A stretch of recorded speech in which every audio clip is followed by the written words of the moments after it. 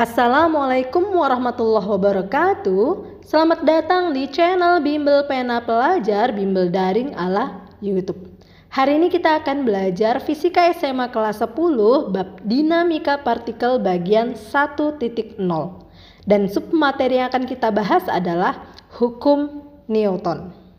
Di video kita kali ini kita akan membahas dinamika partikel. Dan di video kita sebelumnya kita telah membahas kinematika gerak. Jadi saat itu kita udah bahas besaran-besaran gerak. Ada posisi, kecepatan, percepatan, dan waktu. Dan itu semua besaran-besaran gerak yang menganalisis bagaimana benda bergerak.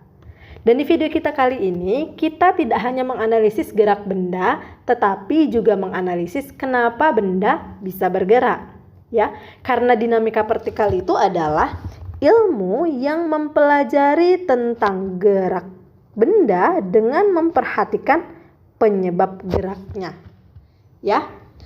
Dan penyebab gerak menurut Sir Isaac Newton itu adalah gaya. Tapi sebelum kita bahas lebih jauh, kita kenali dulu nih beberapa jenis gaya yang harus kita tahu. Ya, jenis gaya yang pertama itu adalah gaya berat. Ya, apa itu gaya berat? Jadi gaya berat itu adalah gaya yang dipengaruhi oleh percepatan gravitasi bumi dan arahnya menuju ke pusat bumi.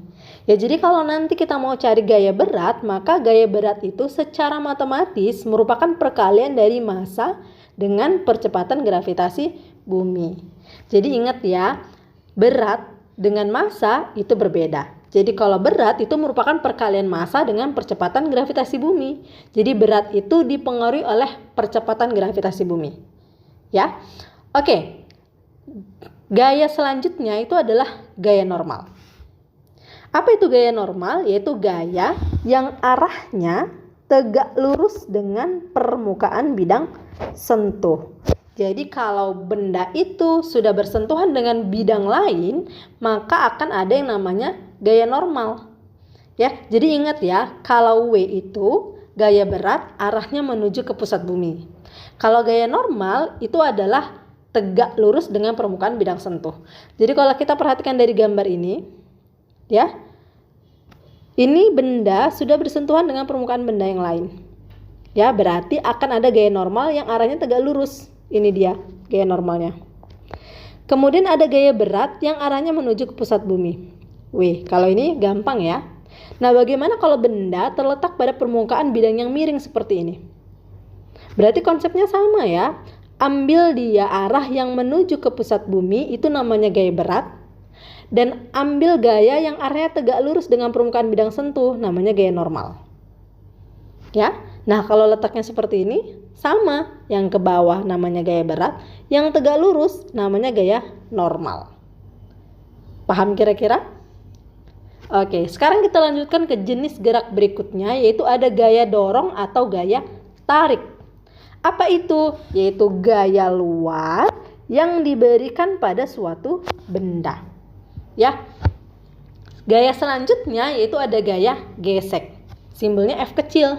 Kalau gaya dorong simbolnya F besar. Ya, apa itu? Yaitu gaya yang ditimbulkan pada dua buah benda yang saling bersentuhan dan arahnya berlawanan dengan arah gerak benda. Ya, jadi ingat, kalau benda itu bergerak dan permukaannya kasar, maka akan ada gaya gesek. Ya. Nah, kalau kita perhatikan dari, kalau ini kan nggak ada ya gayanya. Nah, kalau misalkan ini nih nggak ada gayanya, tapi kan secara naluri benda, kalau dia kita letakkan miring tanpa ada gaya yang menekannya, maka otomatis benda akan bergerak ke bawah. Nah, kalau benda bergerak ke bawah dan permukaannya ini kasar, maka gaya geseknya ke atas. Ya, ingat gaya gesek arahnya berlawanan dengan arah gerak benda. Dan gaya gesek ini akan kita bahas detail di video kita selanjutnya. Ya, ini hanya kita tahu aja apa itu gaya gesek.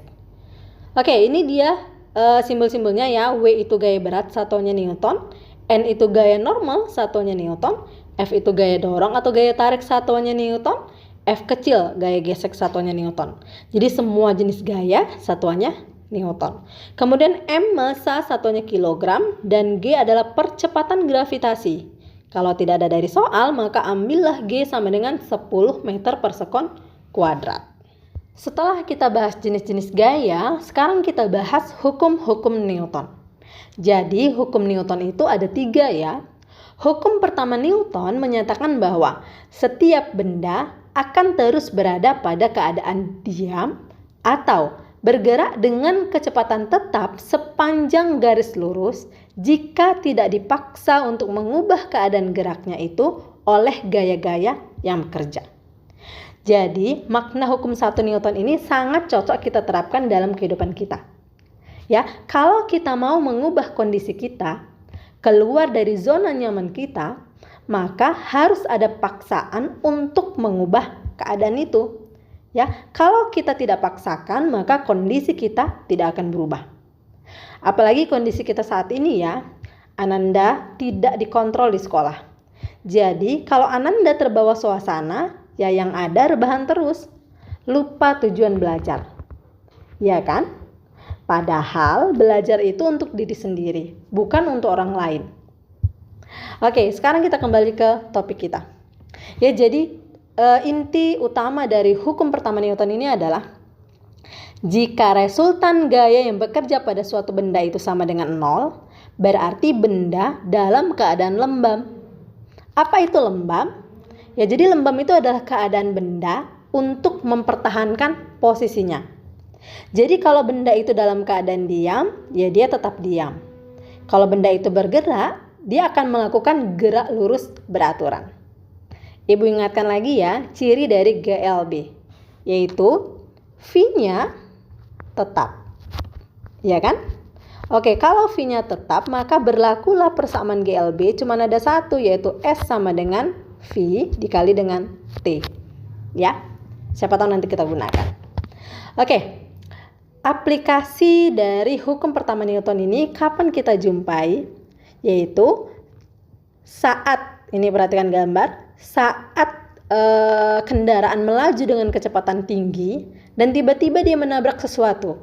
Misalkan dari gambar ini dia menabrak sapi. Maka yang tadinya melaju dengan kecepatan tinggi ke arah depan, begitu diberhentikan, maka dia mempertahankan keadaannya yang tadinya ke depan, tetaplah dia melaju ke depan, ya. Badannya terhentak ke depan. Itulah dia contoh dari hukum pertama Newton. Ya, itu sebabnya mobil itu membutuhkan airbag sebagai pelindung pengemudi dari ancaman menabrak setir atau menabrak kaca. Ya, dan kondisi yang kedua, ini kalau mobil dalam keadaan diam. Tiba-tiba mobil bergerak dengan kecepatan tinggi, ya kan? Maka kondisi kita yang tadinya diam akan mempertahankan posisi sehingga kita terhentak ke belakang. Ya, jadi itulah aplikasi dari hukum pertama Newton. Kita lanjutkan ke hukum kedua Newton. Oke, jadi hukum kedua Newton ini menyatakan bahwa resultan gaya yang bekerja pada benda mengakibatkan terjadinya perubahan kecepatan. Dan perubahan kecepatan atau percepatan yang dialami oleh sebuah benda itu besarnya berbanding lurus dengan resultan gaya yang bekerja dan berbanding terbalik dengan massanya. Ya, jadi secara matematis kita bisa buat bahwa A itu sebanding dengan gaya yang bekerja dan berbanding terbalik dengan massa benda. Nah, biar kita gampang ingatnya, kalau hukum pertama itu sigma F sama dengan 0, maka untuk hukum kedua Newton, sigma F itu sama dengan M kali A. Ya, ini biar gampang aja ingatnya. Ya, dimana sigma F itu adalah resultan gaya, M itu massa, dan A adalah percepatan benda. Nah, kapan kita jumpai hukum kedua Newton? Oke, kalau kita perhatikan dari gambar yang pertama, maka terlihat bahwa ini ya, saat kita mendorong mobil yang mogok, lebih mudah mana? Mendorong satu orang atau lebih mudah dua orang? Iya, pasti lebih mudah dua orang. Kenapa? Karena semakin besar gaya yang diberikan, maka percepatannya juga semakin besar, sehingga mobil yang mogok mudah untuk bergerak. ya kan? Nah, kalau kita perhatikan gambar yang kedua, mana lebih mudah? Mendorong mobil bermassa 700 kg atau bermassa 2600 kg? Pasti lebih mudah yang 700 kg. Kenapa? Karena massa berbanding terbalik dengan percepatannya. Ya kan? Semakin kecil massa benda, maka percepatannya semakin besar sehingga mudah untuk didorong. Sekarang kita bahas contoh soal yang pertama. Sebuah benda diam ditarik oleh 3 buah gaya seperti pada gambar. Ya, kita buat dulu ada gaya-gaya apa aja ya. Ada F1 ke kanan berarti positif 12 Newton. F2 ke kanan juga 24 Newton. F3 ke kiri berarti minus 36 Newton. Berdasarkan gambar di atas diketahui. Oke, pertanyaannya tentukan pernyataan yang benar. Oke, berarti kita buat dulu ya di sini ditanyanya. Berarti apakah A percepatan bendanya sama dengan 0? Kita cari ya. Yang B, benda bergerak lurus beraturan berarti GLB. Yang C, benda diam. Oke, yang D, benda akan bergerak berarti jika W lebih kecil daripada F, benda bergerak. Oke, kita jawab.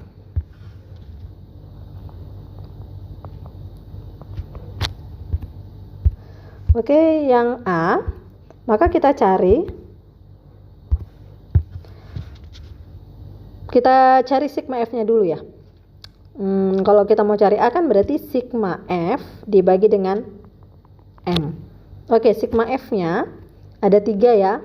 Ke kanan 2 berarti gini, F1 tambah F2 tambah F3 dibagi dengan M.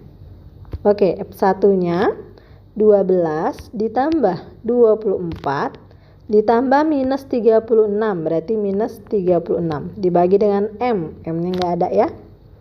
Oke, 12 tambah 24 36 kurang 36 0. 0 dibagi berapapun 0. Berarti A sama dengan 0. Berarti pernyataan 1 benar ya, yang A benar. Ya. Kemudian kalau dia A-nya sama dengan 0 ya udah pastilah dia tidak bergerak. Berarti benda diam. Oke, berarti pernyataan yang benar adalah pernyataan 1 dan 4 ya. 1 dan 4 benar. Oke. Bagaimana dengan contoh soalnya? Mudah ya.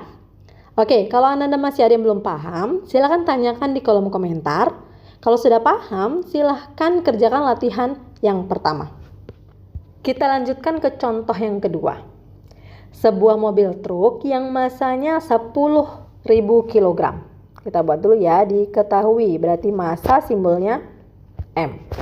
10.000 kg. Bergerak dengan kecepatan berarti V 20 meter per sekon. Mobil direm dan dalam waktu 20 sekon berarti T 20 sekon, mobil tersebut berhenti berarti VT sama dengan 0. Tentukan gaya rem yang bekerja pada mobil tersebut hingga berhenti. Berarti yang ditanya adalah F. Oke, kita jawab.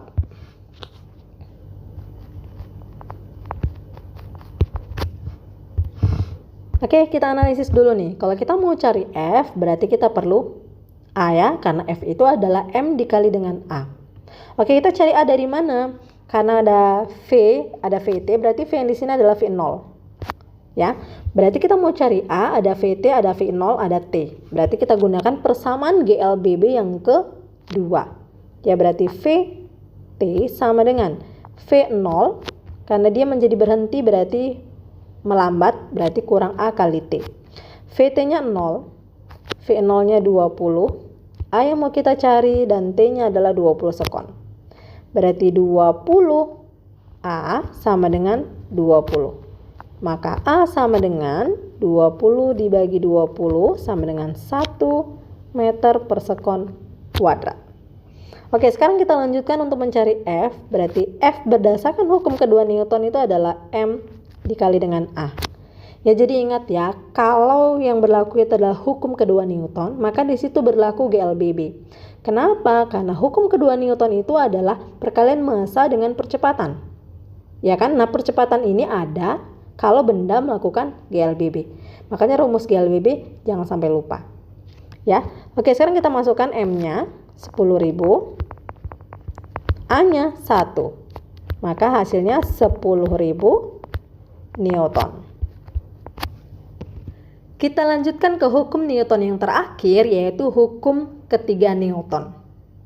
Ya, jadi hukum ketiga Newton ini menyatakan bahwa setiap gaya aksi terdapat gaya reaksi yang besarnya sama tetapi arahnya berlawanan.